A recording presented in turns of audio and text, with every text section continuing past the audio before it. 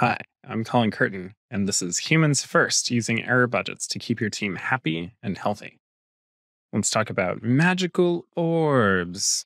You own a software business, and you hit up your friend who says you can rent extremely expensive magical orbs, and they'll give you valuable artifacts like writing and pictures and instructions to computers. And you can sell those for much more than you're renting the magical orb for, as long as you supply them also with writing and pictures and instructions to computers and some power and some internet. So you get the orb and you turn it on and you start plotting the volume of its output. Let's ignore quality for right now. Whatever it starts out producing, let's call that 100%. And on the x axis is time. You notice that maybe after 6 hours or so, its output drops precipitously. And then it goes down to a very low level.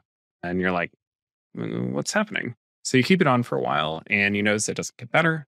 You turn it off and back on again.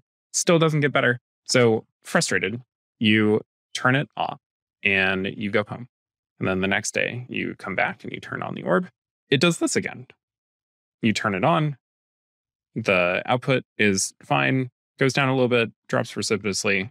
And so you're like, well, when I turn it on and the output is fine, and then it goes down a little bit, I might as well turn it off at that point because the reduced output is just not worth it.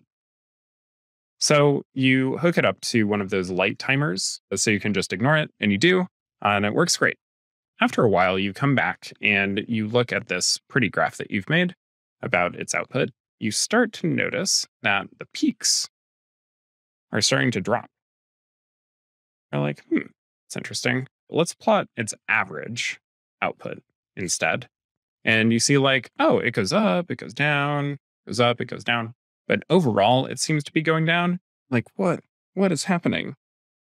What can I do to get its output back up? And you think back to your initial kind of experiment of turning it off seemed to raise its output back up. So then you're thinking, there must be some magic that happens when it's off. So you try that again here, maybe for longer, for like a week. So you turn it off for a week. And like magic, it comes back up. Maybe not as high, but that's fine. It's still reasonably good. And you notice that it goes down again, so you know what to do. You turn it off for a week. And oh no, wait, now it's down even further. Well, again, thinking back to your initial experiment, magic that happens when it's off, maybe it just needs longer, much longer. You turn it off for 4 weeks and you see what happens. And again, like magic, but even more magic, it goes up to nearly as high as when you first got it. And you're clever. You know that we're not actually talking about orbs here. We're talking about humans. Yes, humans. Humans operate largely the same way as these magical orbs. There are some good things that we can measure here. There's some service level indicators and service level objectives about the operation of magical orbs. The first one is duty cycle. So the time spent producing versus the total time. In a daily cycle, it should be about 25%, it seems like, from this graph, which is about 6 hours. And that should happen about 90% of days, giving a burstable capacity of 8 days per quarter or a month per year. The second is consecutive weeks before taking at least a week break. And I suggest that a useful SLO here is less than 12 weeks for 75% of breaks. And that gives us an error budget of about 1 break that comes after 12 weeks nonstop. And the third one is consecutive on months without a week break per 4 years, just to make the math pretty. So less than 8 months for 83% of breaks. So that gives you 1 break out of 6 that can exceed 8 months nonstop. Let me leave you with some conclusions. The first one is to get the highest quality creative problem solving out of humans, they need to work less, not more. To which you might reply, heresy. Surely you're joking. 6 hours per day of programming, we wouldn't get anything done. You're right. That does seem a little high, actually. One of my favorite pieces of research is from Van Zelst and Kerr from 1951, who reached out to 194 scientific and technical professionals to ask them essentially, how much did you get done versus how much did you work?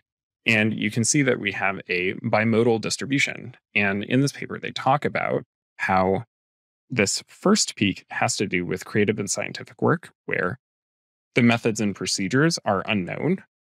It's difficult, it's time consuming, it takes a lot of focus, a lot of energy. This other peak has to do with where the methods and procedures are known and you're really just working off of a checklist. The peaks of the peaks are at about 4 hours a day, maybe extending to about 6 hours a day. And for the second peak is 9 hours a day, extending up to maybe 12 hours a day. How does this apply to programming and software engineering? I would say that what we really get paid for is this first peak, the very difficult work of wandering through problem space and figuring out solutions for which there aren't readily available methods and procedures. And the other one, which we also do as software engineers, is essentially email and spreadsheets and reports. If you're now asking yourself, but what about meetings? I would say it really depends on your particular context. Because some meetings, if you've heard the phrase, this meeting could have been an email, they're right.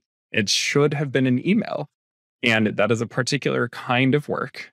And the highest value meetings are hard to do. They should be in this realm of problem solving, creative, scientific inquiry, where the right people are in the right place asking the right questions to try to make progress on a tough problem. The second conclusion I'll leave you with is that I can tell you that we need to work less. That part is easy, but in practice, it's very difficult to change a culture or organization. And my challenge to you is like an initial step. Can you treat overwork as a system bug? Can you yourself actually work 40 hours a week or less? Because most places give lip service to working 40 hours and don't. They see others working 50, 60 or more. And so you feel pressured to do the same. Is your culture, is your socio-technical system capable of doing this and getting the highest quality work out? If not, how can you change it so that you can? That's my challenge to you. Thank you. I have been Colin Curtin. You can reach me on Twitter at Perplexes, and I now have a blog at engmanagement.art. You've been a great audience. Thank you. Good night.